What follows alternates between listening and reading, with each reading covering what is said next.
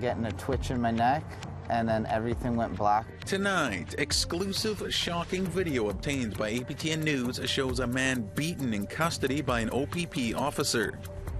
It's good for the platforms, good for news in Canada. Plus, as Big Web blocks Canadian news in response to a new federal law, the government strikes back. My daughter's house got broke into and all her food out of her freezer stolen. And Northern Manitoba fire evacuees return home, but worry what awaits them.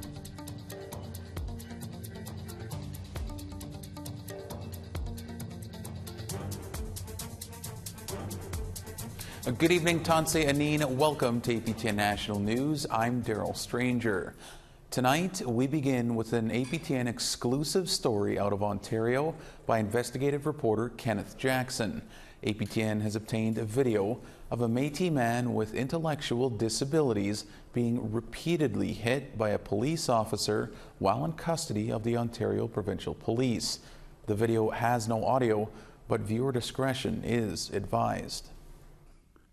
According to court records, police say this never happened. Blow after blow after blow with a clenched fist on a Métis man with intellectual disabilities. That's what happened to Ronnie Taylor just over a year ago in Bracebridge, Ontario, following his arrest in an alleged domestic assault. I think that I could have died that night with what he did to me. The video continues. About 30 seconds after being struck more than a dozen times, Taylor collapses and appears to have a seizure. I remember getting a twitch in my neck, and then everything went black in my eyes and I couldn't see a thing. And then I don't really remember much. I got up and it was almost like I didn't know what went on. The officer's name is Constable Scott Anthony with the Ontario Provincial Police. And according to Anthony's notes on the night in question, he wrote, "Stop going into cell. Push towards cell. Squared off. Struck in mouth. Exchange empty hand blows until in cell." But that's not what the video shows. Anthony keeps striking Taylor in the head while in the cell, over and over. And as for what happened outside of the cell, Taylor remembers things a bit differently. I just remember him saying, "Turn around," and he shoved me, and I put my hands up because I thought he was going to punch me in the face.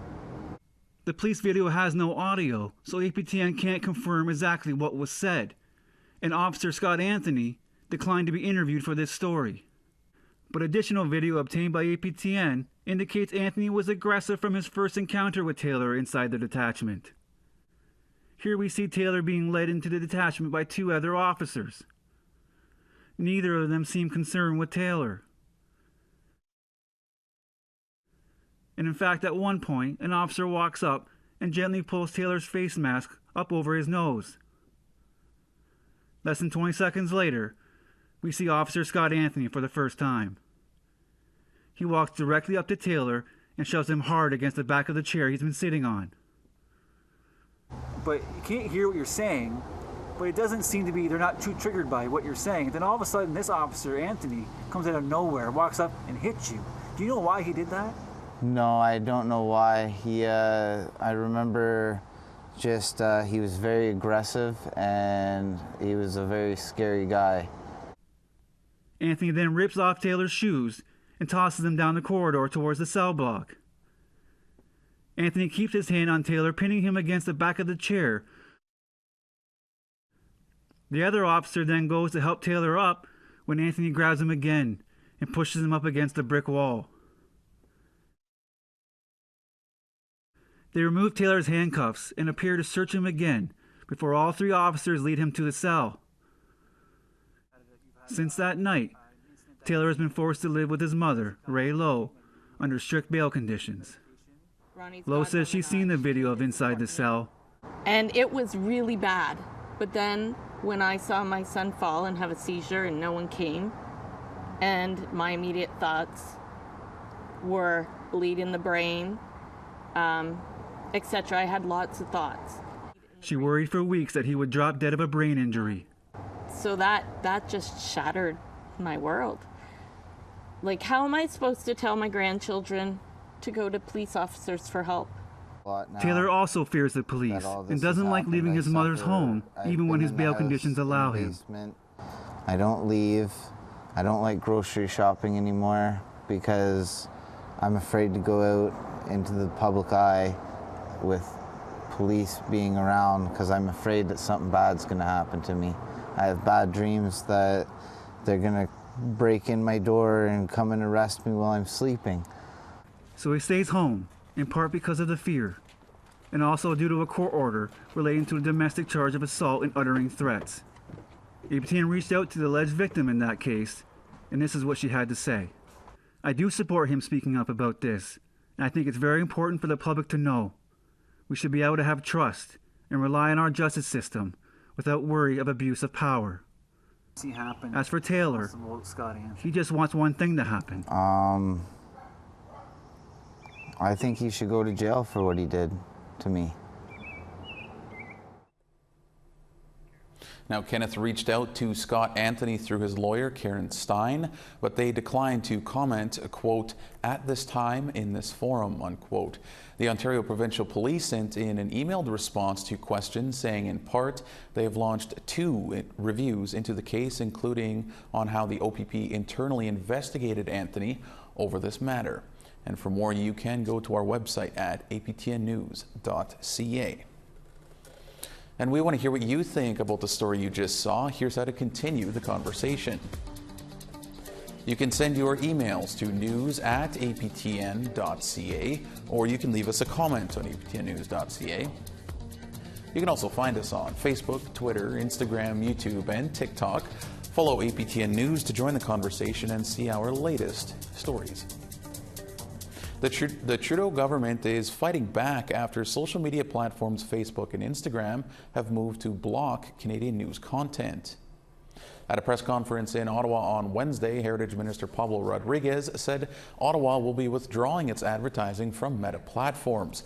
Meta, which owns Facebook and Instagram, started blocking content because of the government's new Online News Act. It seeks to get financial compensation for Canadian news providers when tech giants use their material on their online platforms. Rodriguez urged both Meta and Google to work with the government to find a reasonable solution. So today we're calling on both platforms to stay at the table, work through the regulatory process with us, contribute their fair share, and keep news on their platforms. It's good for the platforms, good for news in Canada, good for Canadians, good for our democracy. In northern Manitoba, residents of Leaf Rapids are returning home today after evacuating due to a wildfire 1 week ago. Some residents say there was little planning between governments and are demanding a better evacuation plan be put in place for the future. Nearly 400 people were transported to Thompson after the town of Leaf Rapids declared a state of emergency on June 26th. Resident Ed Sherrier says there was little support in Thompson, a lack of communication with no wheelchair accessible accommodations.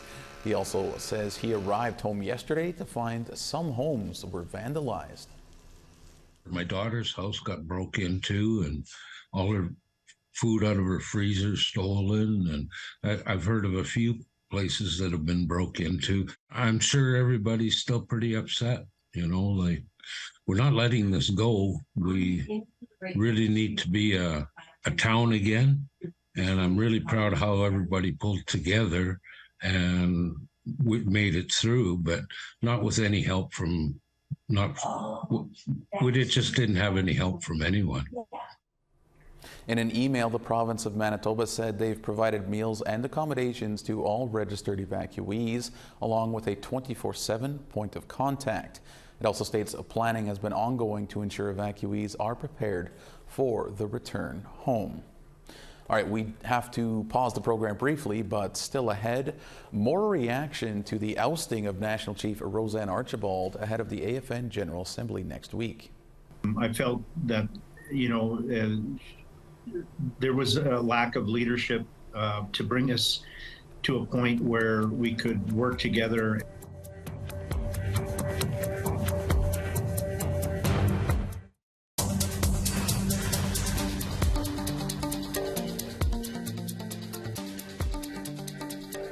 Welcome back to APTN National News. The Assembly of First Nations will gather in Halifax next week for its annual General Assembly. The AGA comes on the heels of the ousting of RoseAnne Archibald as National Chief. Archibald has asked supporters to help her get reinstated. For more, we're joined by Nipissing First Nation Chief Scott McLeod. Chief McLeod, thank you for taking some time for us today. Now, you voted to remove RoseAnne Archibald from her role as National Chief. Can you tell us what motivated you to vote that way? Well, it was really a combination of a lot of things. I think most of all was, I think top of the list was just as an organization of First Nations, I felt that, there was a lack of leadership to bring us to a point where we could work together and, deal with issues of our communities rather than issues of the organization. So, everything kind of added up to, that I believe that we needed to change leadership, that we need to move on and find somebody that can lead this organization in the right direction.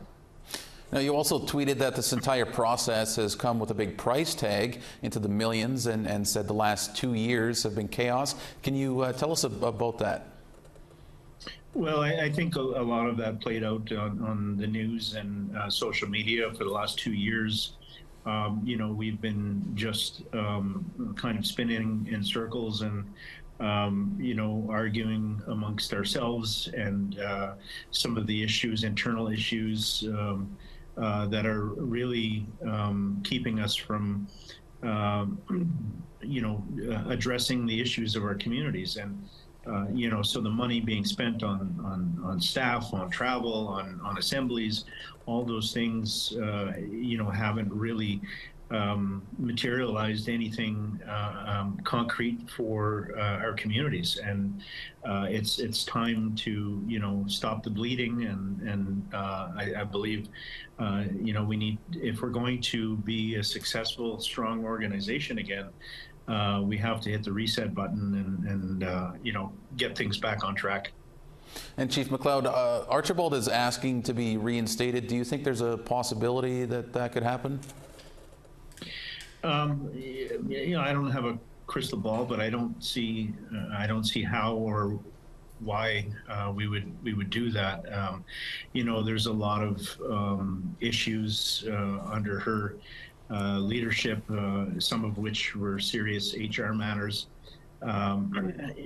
against some of her own staff that can't be really, we can't look the other way on that. But even if we could take away all of that, I think the elephant in the room is she the person to lead this organization moving forward? And I can't see, how she could get the support of all of us and get us unified after 2 years of this. And I just think it's time for her to move on to other things. Well, and looking ahead, do you think next week's AGA in Halifax will again be dominated by this issue? That's a possibility, according to some of her social media posts. But again, it's just it just goes to show, I think, the lack of leadership. Just to bog us down even further and just prolong, this dysfunctional state that the AFN is in. I think any good leader also knows when to step aside, and so I would hope that she sees that this is what the Chiefs have asked for. This is a Chiefs organization. Until that changes the way it's structured, that's it's driven by the resolution of the Chiefs. And the chief spoke last week So I think we need to carry on and do business rather than just the infighting that's currently happening. And Chief McLeod, last one for you here. What do you see as the best way for the AFN to move forward and be effective? Well, I think the resolutions are still in place for a lot of the questions that have been asked over the 2 years, and I think those have to continue to work through the process. Such things as the audit and restructuring, but it has to be driven by the Assembly, by the chiefs in Assembly, not by any one position or the executive. It needs to be transparent. It needs to be show some accountability to the elected leaders that make up the Assembly of First Nations. So hopefully, that's the direction we move. We continue on and take care of the issues that are apparent and move on. Chief McLeod, we'll have to leave it there, but again, I want to say thank you to you for taking some time out of your day to speak with us. Miigwech, thank you. APTN News has learned that an interim AFN National Chief will be selected on Sunday ahead of next week's AGA. And as per the resolution, the Executive Committee, which is made up of the regional chiefs, will select the interim National Chief from amongst themselves. All right, it's time to take one final break here. When we come back, an old tradition gets new life in Mohawk territory in Six Nations. It's part of who I am. I grew up eating corn soup and cornbread and watching my mom make the dolls.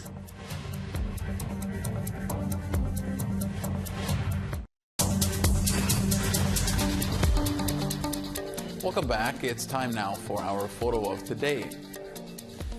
Tara Pelchier shared this picture of a foggy morning in St. Louis, Saskatchewan.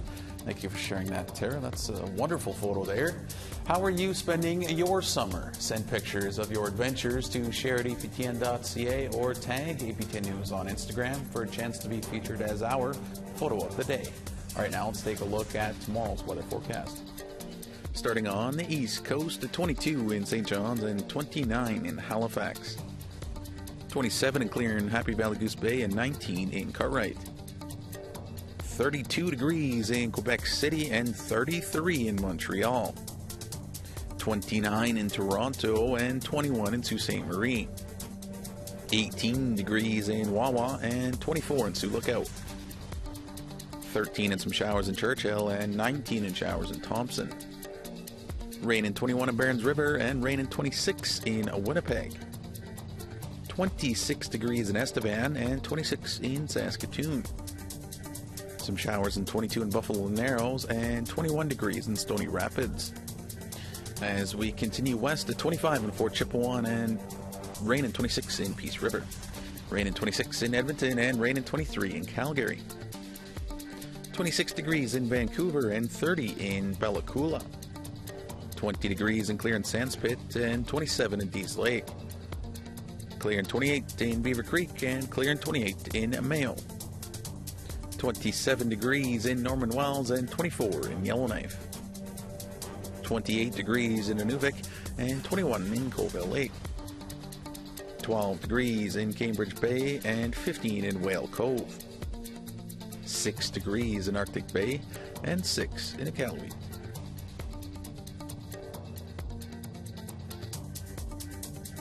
Faceless corn husk dolls have a long history in North America.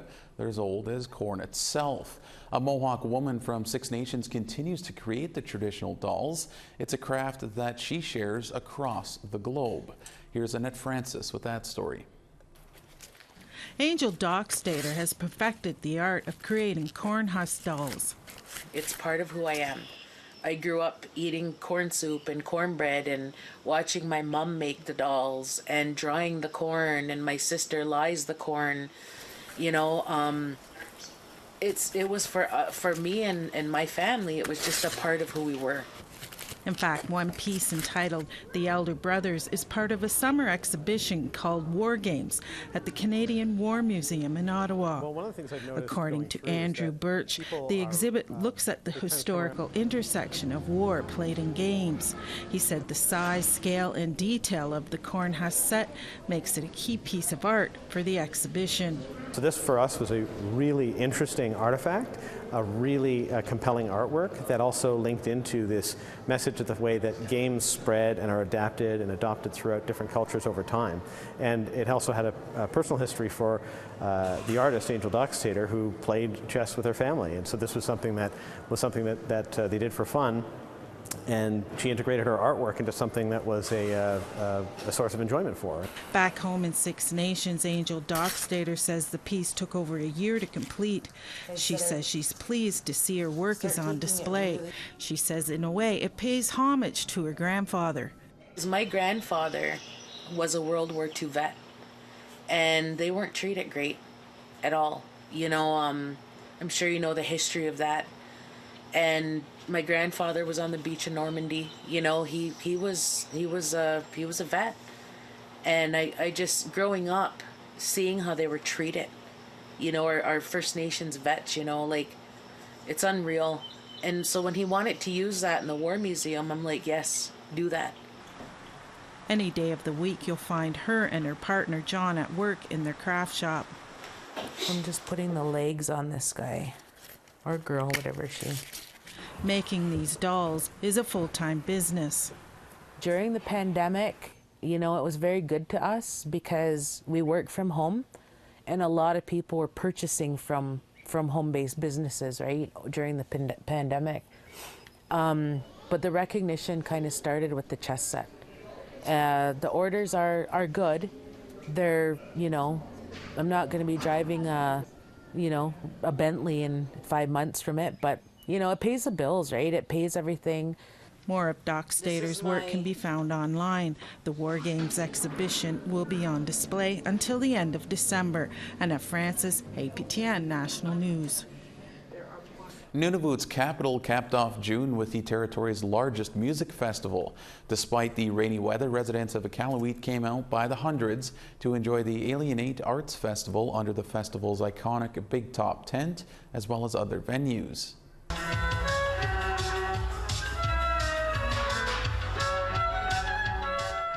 Forming the bulk of the festival were on-stage, acted, and musical performances by artists such as Inuk, This Way North, Sila, and Ivana, Alaska's Ugiuvak, drummers and dancers, alongside many others from across the Arctic Circle. Among the events that took place was the Canada Day Parade on July 1st. Some wore red, others wore orange, and most dressed for the weather. All right, that is all we have for you tonight on APTN National News. If you happen to miss anything from tonight's broadcast, you can find that and more on aptnnews.ca. For all of us here, thank you so much for joining us. Miigwech, Kinanaskmatin, and have a great night.